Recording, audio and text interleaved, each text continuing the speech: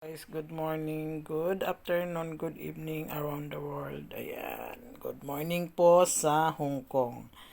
Today's my video, gagawa po tayo ng pandesal sa kawali. Sa aming salita yan. Meron po tayong flour, meron po tayong powder, yeast, butter, egg, and evap. And lalagyan po natin ng raisin. Ayan. Raisin. Gusto ko may raisin. Ayan.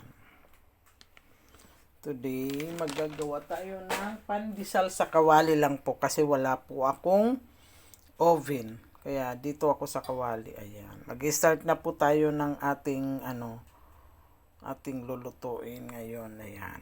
I-mix muna natin dito ang ating flour with butter. Okay? Dito po ilalagay natin ang butter at saka flour. Ayan ang butter guys. 2 tablespoon ba yan?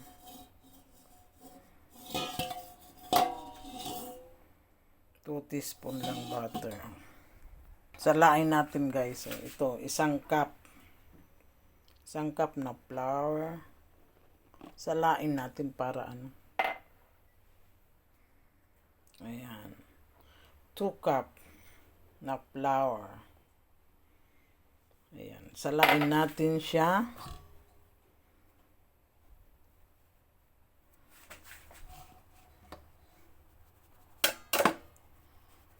Ayan. Salain natin siya hanggang sa Salain muna natin ang para walang buo-buo. Ayan, di ba may buo-buo. Ayan. Tapos ilagay natin.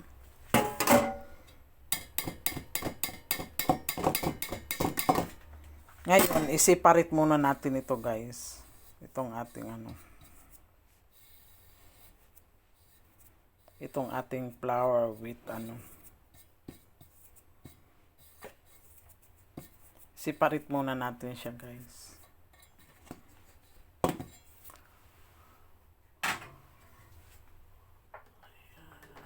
Ayan siya guys.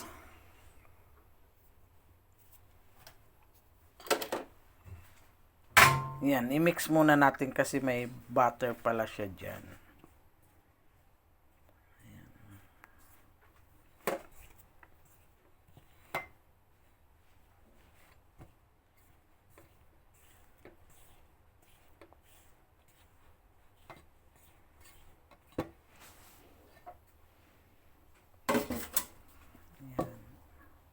Ayan, na-mix na natin ang butter at saka flour. Separate mo muna. Sa isang tabi muna natin ito.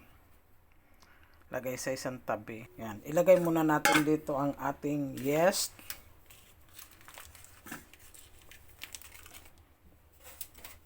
Ayan, ilagay natin dito ang ating evap. Ayan, evap po ito.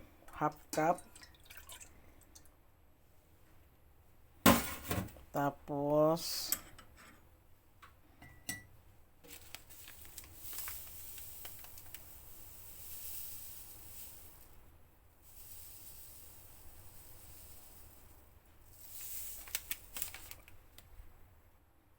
ayan, yes. Mix natin hanggat sa matunaw siya. Yes, yun guys. Lagay natin guys. Ay!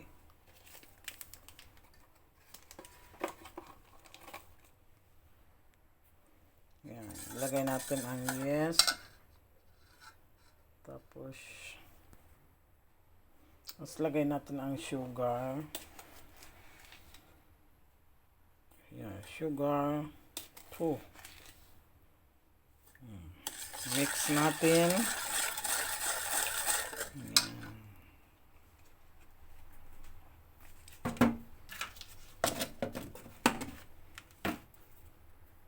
Tapos powder milk. I-mix din natin ang powder milk.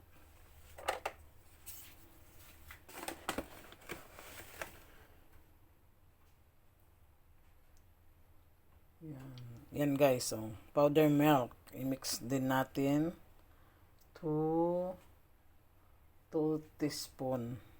Ayan. Dagdagan natin konti.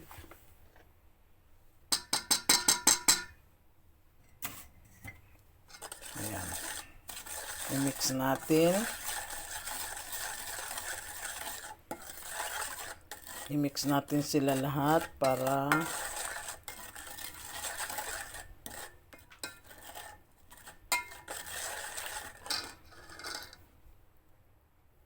ayan, ilagay na natin ang ating itlog.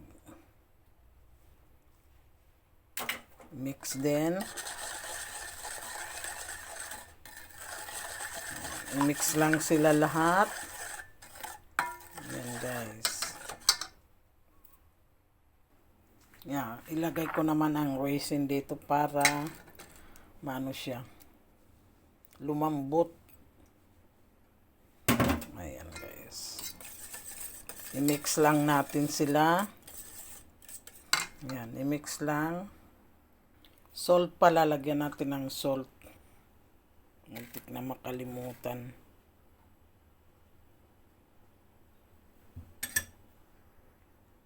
Ayan, salt pala, lagyan natin ng salt para mag ano ang ano niya, tasty. Ang lasa, kumbaga mag ano sila.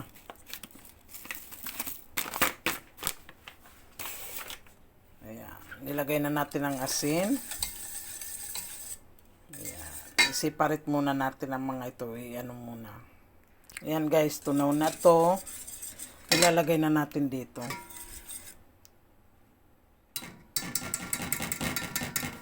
Tunaw na lahat. Ayan. Ilalagay na natin dito yan sa ano. Mix na natin siya dahan-dahan. Baliktad ang aking pag ano. Ito ay para sa akin lang naman. Ayan.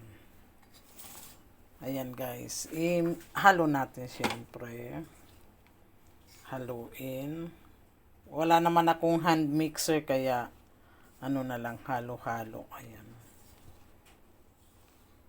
Haluin muna natin. Ayan guys, namasa natin siya ng hands. Ayan. Takpan muna natin ng mga 1 oras.